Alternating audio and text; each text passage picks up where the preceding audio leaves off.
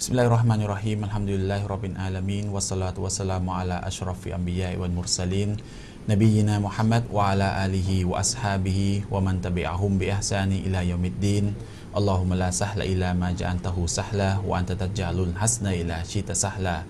อัสสลามุอะลัยกุมวะเราะห์มะตุลลอฮ์วะบะเราะกาตุฮ์ครับต้อนรับพี่น้องเข้าสู่รายการใหม่ของVoice Channelนะครับเป็นรายการที่มีชื่อว่าสถานีดะอ์วะห์นะครับรายการนี้นะครับผมฮัมซา อัลการิมีนะครับแล้วก็อาจารย์นาอีมวงเสงี่ยมนะครับก็จะมานั่งพูดคุยกันโดยอาจารย์นาอีมจะเป็นผู้ที่มานำเสนอข้อมูลศาสตร์และศิลปะในการดะอ์วะห์จากท่านนบีมุฮัมมัดศ็อลลัลลอฮุอะลัยฮิวะซัลลัมนะครับสังคมทุกวันนี้ฮะก็เป็นสังคมแห่งการเผยแผ่นะครับมาตั้งแต่สมัยท่านนบีมุฮัมมัดศ็อลลัลลอฮุอะลัยฮิวะซัลลัมนะครับซึ่งศิลปะในการทำงานศิลปะในการทำหน้าที่ต่างๆเหล่านี้นะครับก็ถูกบันทึกมาโดยตลอดนะครับไม่ว่าจะเป็นตั้งแต่สมัยท่านนบีเองหรือสมัยซอฮาบะห์จนกระทั่งมาถึงสมัยของชาวซะลัฟนะครับและมายุคปัจจุบันครับไม่ว่าจะเป็นอุลามะในสถานที่ใดๆนะครับก็ได้แต่งหนังสือขึ้นเพื่อที่จะได้นำเอาศาสตร์ต่างๆเหล่านี้นะครับมานำเสนอกันแล้วก็เป็นวิธีการในการที่จะเผยแผ่เชิญชวนพี่น้องให้เข้าใจในหลักการศาสนาอิสลามนะครับทั้งการดะอ์วะห์กับคนที่เป็นมุสลิมเองและการดะอ์วะห์กับผู้ที่ไม่ใช่มุสลิมนะครับรายละเอียดจะเป็นยังไงในสัปดาห์แรกนี้นะครับก็คงต้องพูดคุยกับอาจารย์นาอีมวงเสงี่ยมนะครับซึ่งนั่งกับผมอยู่ในที่นี้แล้วครับอัสสลามุอะลัยกุมครับอัสสลามุอะเราะห์มะตุลลอฮิวะบะเราะกาตุฮ์ครับบิสมิลลาฮิรเราะห์มานิรเราะฮีมอัลฮัมดุลิลลาฮิร็อบบิลอาละมีนวะบิฮินัสตะอีนลาฮาวละวะลากุวะตะอิลลาบิลลาฮิลอะลียอัซีมครับก็ขอกล่าวต้อนรับพี่น้องผู้ชมทางบ้านทุกท่านนะครับกับรายการใหม่ของเราสถานีดะอ์วะห์นะฮะก็ถือว่าเป็นรายการที่น่าจะเป็นอีกรายการหนึ่งที่น่าสนใจแล้วก็สำหรับเยาวชนโดยเป็นการเฉพาะนะฮะที่เราจะมาพูดคุยกันนะฮะก่อนอื่นเลยนะครับคุณฮัมซาเนี่ยเราอยากที่จะนำเสนอหรือว่าบอกถึงขอบข่ายของรายการในวันนี้ก่อนว่าสถานีดะอ์วะห์ของเราเนี่ยจะนำเสนออะไรรูปแบบในการนำเสนอจะเป็นอย่างไรนะฮะเราขออาสานะฮะในนามของคนที่อยากที่จะช่วยเหลือสังคมในรูปแบบหนึ่งที่จะนำเอาข้อมูลเกี่ยวกับการดะอ์วะห์แบบท่านนบีศ็อลลัลลอฮุอะลัยฮิวะซัลลัมเนี่ยนำสู่สาธารณชนนะฮะโดยเรามีความอยากหรือว่ามีความต้องการอยากที่จะให้สังคมมุสลิมของเราเนี่ยมีโอกาสในการที่จะนำเอาอิสลามเนี่ยไปเสนอกับคนรอบข้างเนี่ยมากขึ้นแต่ทั้งนี้เนี่ยเราไม่ต้องการที่จะให้ข้อมูลที่จะนำเสนอของอิสลามเนี่ยเป็นไปอย่างสเปะสปะหรือว่าไม่มีกระบวนท่าคือจริงๆแล้วในหลักสูตรในมหาวิทยาลัยต่างๆหรือแม้กระทั่งในโรงเรียนอนุบาลเนี่ยคนที่จะไปเป็นครูได้เนี่ยก็จะต้องมีหลักสูตรในการเรียนการสอนอันนี้คล้ายๆกับรูปแบบนี้ไหมครับครับผมก็คือปกติแล้วเนี่ยเราถูกสั่งสอนนะฮะว่าให้ละหมาดเหมือนกับท่านนบีใช่ไหมฮะซัลลูกะมารอยตุมินุซัลลีเวลาทำฮัจญ์ก็ทำเหมือนกับท่านนบีแต่เวลาถามว่าเวลาดะอ์วะห์ล่ะเราจะดะอ์วะห์แบบใครก็ไม่มีดะอ์วะห์แบบใครนอกจากต้องดะอ์วะห์เหมือนกับท่านนบีศ็อลลัลลอฮุอะลัยฮิวะซัลลัมนะฮะโดยเฉพาะเมื่ออัลลอฮ์เนี่ยคือสั่งกำชับว่าให้เราเนี่ยต้องดะอ์วะห์เหมือนนบีอัลลอฮ์บอกว่าอุดุอิลาซะบีลิร็อบบิกะบิลฮิกมะห์จงดะอ์วะห์เชิญชวนผู้คนไปสู่หนทางของอัลลอฮ์เนี่ยด้วยกับฮิกมะตรงนี้เนี่ยก็คือวิทยาปัญญาที่เราจะแปลนะฮะหรือว่าการเอาความรู้มาใช้อย่างถูกที่ถูกเวลาแต่ทีนี้เนี่ยบางอุลามะเขาก็ให้ความหมายในฮิกมะในอายะห์อื่นๆเนี่ยที่อัลลอฮ์ได้ให้ฮิกมะมาให้กุรอานกิตาบแล้วก็ฮิกมะเนี่ยฮิกมะอุลามะเขาอธิบายว่าเป็นสุนนะของท่านนบีดังนั้นเนี่ยเชิญชวนผู้คนไปสู่อัลลอฮ์ด้วยกับฮิกมะหรือด้วยกับแบบฉบับของท่านนบีศ็อลลัลลอฮุอะลัยฮิวะซัลลัมตรงนี้เนี่ยจึงมีความสำคัญหรือว่าจำเป็นอย่างมากนะครับดังนั้นเนี่ยเราให้ขอรายการของเราเนี่ยให้ขอนำเสนอสิ่งที่มาจากคัมภีร์ของอัลลอฮ์แล้วก็มาจากท่านนบีศ็อลลัลลอฮุอะลัยฮิวะซัลลัมรวมถึงประวัติของท่านนบีศ็อลลัลลอฮุอะลัยฮิวะซัลลัมนะฮะประการแรกคือกุรอานประการที่2คือซุนนะห์นะฮะประการที่3คือซีเราะห์ของท่านนบีเนี่ยเราถือว่าซีเราะห์คือประวัติศาสตร์ของท่านนบีเราถือว่าซีเราะห์ตรงนี้เนี่ยสามารถที่จะเอามาเป็นแบบอย่างในการดะอ์วะห์ได้สำคัญด้วยมากกว่านั้นคือซีเราะห์ของบรรดาซอฮาบะห์ซึ่งใกล้ชิดท่านนบีคือผู้ที่อยู่ร่วมกับท่านนบีในการที่กุรอานถูกประทานลงมาจะมีความเข้าใจในตัวบทหลักฐานทั้งที่มาจากกุรอานและก็สุนนะห์เนี่ยมากที่สุดและสุดท้ายเนี่ยเราจะเอาความเข้าใจของอุลามะตรงนี้ก็ขาดไม่ได้เช่นกันดังนั้น5ประการนี้เนี่ยเราจะมาพูดคุยแล้วก็จะนำเสนอโดยหลักสูตรหรือว่าข้อมูลที่จะนำเสนอเนี่ยหลักๆนะฮะจะขอในช่วงของรายการเนี่ยรายการของเราตั้งแต่8 โมงนะฮะถึง9 โมงโดยช่วงแรกเนี่ยจะใช้เวลาประมาณ25 นาทีในการนำเสนอแล้วก็พัก5 นาทีแล้วก็ช่วงที่2เนี่ยจะนำเสนออีก15 นาทีแล้วก็เปิดสายอีก10 นาทีก็คือตลอดรายการทั้งหมดก็จะเป็นลักษณะนี้นะครับโดยเนื้อหาที่จะนำเสนออินชาอัลลอฮ์นะฮะจะใช้ เป็นหนังสือที่ผมได้มีโอกาสไปอบรมมาที่มักกะฮ์มุกัรเราะมะฮ์นะครับที่เมืองมักกะฮ์ประเทศซาอุดิอาระเบียหนังสือคืออิลมุอุซูลิดดาวะห์ซึ่งเขียนหรือว่าประพันธ์โดยด็อกเตอร์เป็นผู้ช่วยเป็นรองศาสตราจารย์นะฮะด็อกเตอร์อับดุลมุฮัยมินอับดุลสลามอัตตอฮานซึ่งเป็นชาวซีเรียแล้วก็เป็นคนที่สอนเขียนหนังสือเล่มนี้เนี่ยมาประมาณ10 ปีได้แล้วอันนี้สอนในมหาวิทยาลัยสอนที่หลังจากมหาลัยคืออบรมหลักสูตรดาวะห์โดยตรงเขาเรียกว่าเป็นสถาบันอบรมผู้นำและก็ดาอีของที่รอบิตอโดยตรงซึ่งผ่านการอบรมแล้วในเชคจริงๆเชคท่านนี้เนี่ยสอนมาค่อนข้างนานแล้วเป็น20 กว่าปีแล้วแต่ว่าหนังสือที่ท่านแต่งเนี่ยแต่งได้ประมาณ10 ปีได้แล้วทำไมฮะก็คือเขารวบรวมข้อมูลใช่นะแล้วก็เป็นหนังสือที่อย่างผมเรียนมารุ่นหนึ่งเนี่ยปรากฏว่าเพื่อนในห้องเนี่ยรู้สึกมีความประทับใจในเนื้อหามากคือเนื้อหาจริงๆแล้วไม่ใช่เป็นเนื้อหาที่ใหม่นะฮะเป็นเนื้อหาที่ก็มาจากกุรอานและก็ซุนนะห์แหละแต่ว่าความเข้าใจของเชคที่ดึงเอามามุมมองดึงออกมาเนี่ยลึกซึ้งมากเราก็เลยเห็นว่าพวกเราในหมู่นักศึกษาด้วยกันเนี่ยมีหลายประเทศทั่วโลกนะครับมีความประทับใจว่าหนังสือเล่มนี้หลักสูตรตรงนี้เนี่ยมันน่าสนใจดีและคิดว่าน่าจะเป็นประโยชน์กับคนที่ทำงานดาวะในหนทางของเรานี้มากเลยนะครับในขณะเดียวกันเราก็ไม่ได้หมายความว่าจะยึดติดหรือว่าต้องหนังสือเล่มนี้เท่านั้นแต่จะขอเป็นไกด์ไลน์เป็นหลักในการที่จะนำเสนอซึ่งอินชาอัลลอฮ์เนี่ยเราก็จะพยายามให้ได้ดีที่สุดในการนำเสนอนะครับและทีนี้ในส่วนของข้อมูลที่เราจะนำเสนอหรือว่าเชคอับดุลมุฮัมมัดอัตตอฮานนำเสนอเนี่ยผมถือว่าผมเป็นผู้ถ่ายทอดคนหนึ่งเท่านั้นไม่ได้หมายถึงว่าสิ่งที่ถ่ายทอดทั้งหมดเนี่ยจะมีความเพอร์เฟกต์หรือว่าไม่สามารถที่จะท้วงติงได้ดังนั้นเนี่ยอยากที่จะเปิดโอกาสในช่วงตอนท้ายเนี่ย10 นาทีหลังเนี่ยถ้าใครมีปัญหาหรือมีอะไรที่ต้องการจะท้วงติงหรือพูดคุยแลกเปลี่ยนหรือสอบถามเพิ่มเติมในประเด็นที่พูดคุยเนี่ยก็อยากที่จะให้โทรกันเข้ามาแล้วเราจะพูดคุยและอีกประการหนึ่งในการที่จะนำเสนอเนี่ยคือในแนวทางของรายการเนี่ยเราไม่ต้องการที่จะไปพุ่งเป้าไปที่ใครเป็นการเฉพาะจะเป็นบุคคลหรือจะเป็นองค์กรเนี่ยเราไม่ขอพุ่งเป้านะฮะดังนั้นเนี่ยคือถ้าหากว่าใครรู้สึกว่าเราพูดถึงใครเนี่ยก็สามารถจะเอาตรงนี้เนี่ยมาพูดคุยในเชิงเหตุผลได้ว่าที่นำเสนอเนี่ยถูกต้องไหมที่คุณยกหลักฐานมาตรงนี้เนี่ยมันเข้าใจถูกหรือเปล่าหรือว่าหลักฐานถูกต้องไหมตรงนี้เนี่ยอยากที่จะมาแชร์แล้วก็ร่วมกันแล้วก็เราในฐานะที่เป็นผู้นำเสนอคนหนึ่งเนี่ยก็พร้อมที่จะรับข้อเสนอแนะแล้วก็พร้อมที่จะเปลี่ยนแปลงด้วยในความคิดเห็นที่อาจจะไม่ถูกต้องนะฮะดังนั้นตรงนี้เนี่ยก็อยากที่จะให้พี่น้องโดยเฉพาะคนที่อยู่ในแวดวงในการด่าวะเนี่ยอยากที่จะให้เข้าใจตรงนี้นะครับกลุ่มเป้าหมายในการที่จะนำเสนอข้อมูลมีใครบ้างผมมองไว้2 กลุ่มนะครับกลุ่มเป้าหมายแรกคือบุคคลทั่วไปเลยก็คือชาวบ้านทั่วไปจะเป็นใครก็ตามแต่มีเงื่อนไขเดียวคือคุณเป็นมุสลิมคุณเป็นมุสลิมเนี่ยมาดูรายการนี้เนี่ยสามารถที่จะเอาประโยชน์จากตัวรายการนี้เนี่ยเอาไปใช้ได้เลยเพราะการด่าวะเนี่ยเราอาจจะไม่จำกัดเฉพาะบุคคลที่ต้องเฉพาะทางอย่างเดียวเท่านั้นอย่างหะดีษที่นบีบอกว่าบัลลีกูอันนีวะลาอายะจงนำเสนอสิ่งที่มาจากฉันแม้เพียงอายะเดียวก็แสดงว่ารู้แค่อายะเดียวฮุกมเดียวที่มาจากอัลลอฮ์และรอซูลเนี่ยสามารถที่จะบอกได้เลยแต่ตรงนี้เนี่ยก็ไม่ได้หมายถึงว่าบอกนำเสนอแบบไม่มีศิลปะนำเสนอแบบไม่มีข้อมูลเปล่าก็ต้องมีวิธีการที่ถูกต้องด้วยอันนี้คือกลุ่มแรกฟังเนี่ยตรงไหนที่เป็นคิดว่ามีประโยชน์เราสามารถเอาไปใช้ได้เลยเราคิดว่าสมมุติเรื่องหลักๆง่ายๆนะฮะเราอาจจะบอกเราไม่มีความรู้อะไรเลยใช่แต่ถามว่าเรารู้ไหมว่าละหมาดในวาญิบรู้ใช่ไหมฮะเอาไปใช้เอาไปบอกคนอื่นคือบัลลีกูอันนีวะลาอายะคือนำเสนอจากสิ่งที่ท่านนบีเอามาเราเอาไปเสนอสอนต่อเนี่ยนะก็คือสิ่งที่เรามีความรู้ไม่ใช่สิ่งที่เกินกว่าที่เรามีความรู้ตรงนี้สำคัญมากตรงนี้คือหมายถึงเน้นย้ำว่าสอนแม้ว่าจะเป็นอายะเดียวเนี่ยก็คือสอนในสิ่งที่เรารู้ใน1 อายะนั้นรู้ใน1 อายะแล้วก็เข้าใจ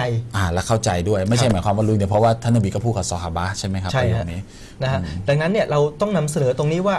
เรามีความรู้นิดเดียวไม่มีใครปฏิเสธนะฮะอย่างอิหม่ามนาวีเนี่ยบอกว่าอายะที่อัลกุรอานอัลลอฮฺซุบฮานะฮูวะตะอาลานะฮะได้บอกมีความหมายเกี่ยวกับการนำเสนออายะของอัลลอฮฺซุบฮานะฮูวะตะอาลาเนี่ยคือทุกคนเหมือนกับมีหน้าที่มันรออามินกุมมุนการอนนะฮะใครที่เห็นความผิดเนี่ยต้องเปลี่ยนแปลงอิหม่ามนาวีบอกว่าจากหะดีษบทนี้เนี่ยคือหน้าที่ของมุสลิมทุกคนโดยทั่วไปเนี่ยต้องเปลี่ยนแปลงด้วยความรู้ของเขา หมายถึงว่าสิ่งที่เขาจะเปลี่ยนแปลงเนี่ยเขาต้องรู้และอิหม่ามนบีบอกว่าอันนี้มันมีความรู้ที่เป็นเฉพาะทางหมายถึงว่าความรู้ที่บางอย่างเราคนทั่วไปเนี่ยอาจจะไม่รู้ตรงนี้เนี่ยห้ามที่เราจะไปนำเสนอโดยที่มีปราศจากความรู้นี้ไม่ได้ก็อันไหนไม่รู้เนี่ยไม่ควรพูดเป็นสิ่งที่หลักการศาสนาห้ามพูดด้วยซ้ำใช่ฮะแต่ว่ามันมีเรื่องทั่วไปที่ปฏิเสธไม่ได้ว่าคุณไม่รู้อย่างเช่นเรื่องละหมาดถือศีลอดเรื่องเล่าเรื่องซินาตรงนี้เนี่ยคือประเด็นที่ทุกคนสามารถนำเสนอได้ตักเตือนได้แล้วก็ปฏิเสธไม่ได้ว่าพวกเราเนี่ยไม่มีความรู้ตรงนี้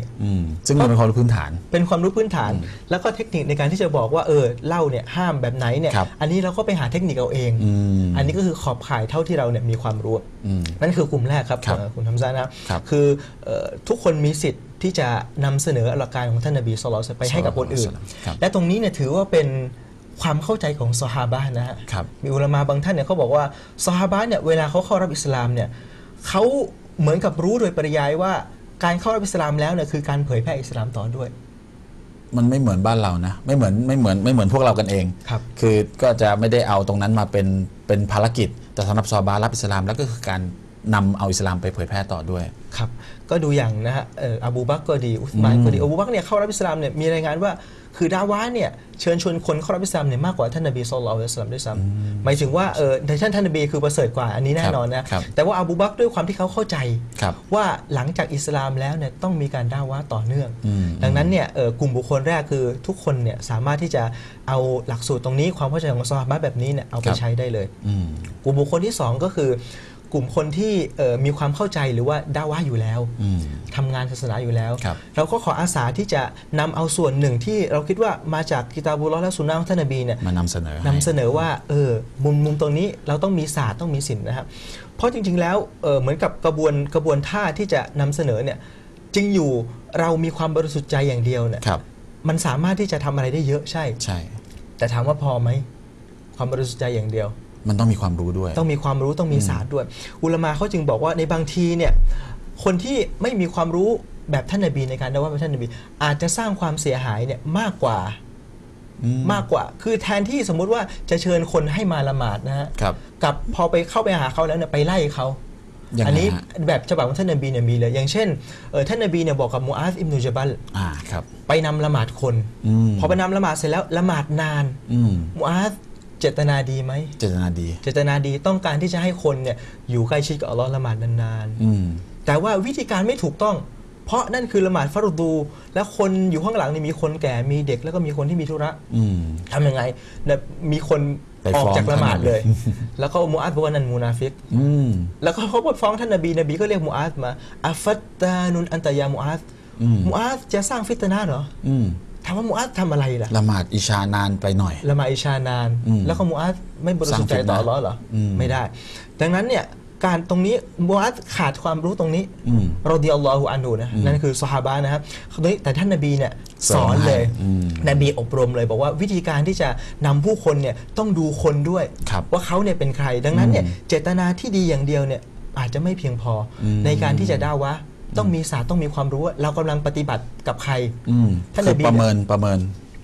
นและนบีบอกว่าอะไรนะฮะบอกอบูมูซาอัชอารีกับมูอาซบินญะบัลนะฮะบอกว่าไปอุดุอวันนัสไปนะว่าผู้คนนะที่เมืองเยเมนนะฮะยัสซิรอวะลาตุอัสซิรอบัชชิรอวะลาตุนัฟฟิรอคือบอกให้ไปแจ้งข่าวดีอย่าไปไล่ตะเพิดเขาให้ทำให้ง่ายอย่าทำให้ยากท่านนบีจะหมายความว่ายังไงอันนี้ก็คือท่านนบีก็คือให้สิ่งที่มันเป็นหลักการสิ่งที่มันเป็นเรื่องใหญ่ๆอย่างเช่นอัรการต่างๆนะฮุกมต่างๆที่เป็นหลักเนี่ยอันนี้คือเราเริ่มเป็นขั้นตอนและการเป็นขั้นตอนนี้ก็เป็นหลักสูตรจากอัลกุรอานท่านหญิงไอชาเนี่ยได้นำเสนอนะครับว่าในกุรอานเองเนี่ยคือช่วงที่กุรอานประทานลงมาในช่วงแรกๆเนี่ยเขาไม่ได้บอกนะลาตักรบุซซินาลาตัชรบุลคอมรอย่าทำซินาอย่าดื่มสุราไม่ทำแบบนั้นแต่กุรอานนำเสนอสวรรค์นำเสนอนรกนำเสนอหลักศรัทธาทั่วไปก่อนท่านหญิงไอชาเนี่ยบอกเองนะฮะดิษเนี่ยซอฮีฮ์รายงานโดยอิหม่ามบุคอรีนะท่านหญิงไอชาเนี่ยบอกเองว่าถ้าหากว่ากุรอานลงมาว่าอย่าดื่มสุราอย่าทำซินาซอฮาบะห์ในช่วงนั้นก็จะบอกว่าเราจะไม่เลิกสุราเราจะไม่เลิกซินาทำไมล่ะ ทั้งที่ซินากับสุราเนี่ยเป็นเรื่องที่ใหญ่ไหมฮะใหญ่เรื่องหลักของศาสนาด้วยแต่มันมีเรื่องหลักกว่านั่นคือการปลูกฝังหลักศรัทธาที่อยู่ในอีหม่านของบรรดาซอฮาบะห์ก่อนดังนั้นกระบวนการตรงนี้เนี่ยถามว่าตรงนี้เป็นซุนนะห์ไหมเป็นแบบฉบับไหมอันนี้อัลลอฮ์สอนไว้โดยตรงเลยในอัลกุรอานของอัลลอฮ์ซุบฮานะฮูวะตะอาลาเอาสองวิธีการที่จะนำเสนออะไรนำเสนอก่อนทุกอย่างในอัลกุรอานสำคัญใช่แต่วิธีการที่จะนำเสนออะไรนำเสนอก่อนนบีบอกมูอาซอิบนุจุบันให้ไปดะวะห์บอกว่าท่านจะไปดะวะห์กลุ่มชนชาวอะลุลกิตาบจะทำยังไงจะดะวะห์อะไรก่อนนบีบอกจงให้สิ่งแรกที่ดะวะห์เนี่ยคือการกล่าวว่าลาอิลาฮะอิลลัลลอฮ์มุฮัมมัดุรรอซูลุลลอฮ์เพราะอะไรก็เพราะเป็นเรื่องหลัก